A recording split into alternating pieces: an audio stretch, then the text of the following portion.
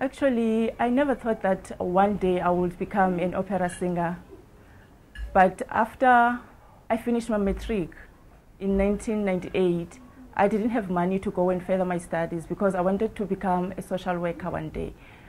So I stayed at home and looked for a job because the only person that was a breadwinner at home was my grandmother. She was working as a domestic worker.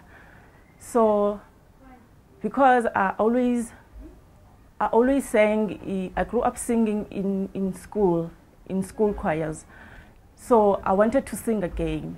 So I went out and looked for a local choir in my community. So I joined Tanzania United Voices in 2001. So that's where the whole thing started. My conductor for the Tanzania United Voices, Mr. Tondashe, came to me in 2002 because he could see that I have a passion for singing.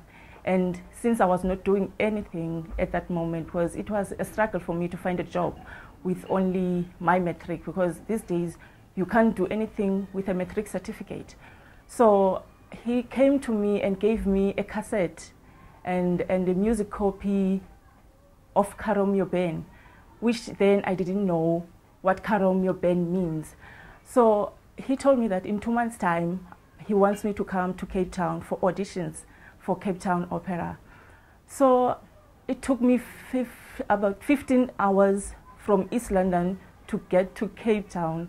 And those 15 hours did pay up because, lucky for me, God was on my side. And I got lucky, and Cape Town Opera gave me a chance, even though I didn't even know what I was singing about. So they took a chance on me, and they were willing to provide every necessary training for me.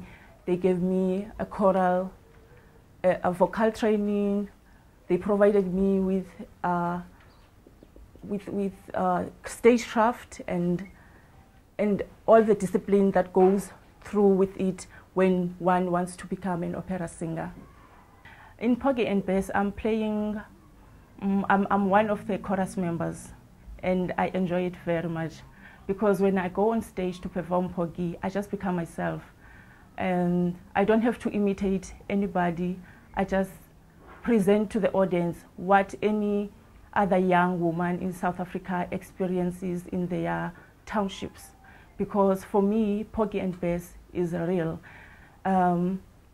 You go into our townships, Porgy and Bess is there, and if it was up to me, I would just change the name of the opera and call it Township Life in South Africa, because it's all about black people in a township, and it's what I experience every day. Because you go in my township, in our townships, there is drug abuse, there is alcohol abuse, there is violence, and there is poverty where your neighbor can't even be able to bury their loved ones. And a community comes together and we show what we call here in South Africa ubuntu, humanity, and collect donations for that neighbor to be able to bury their loved ones.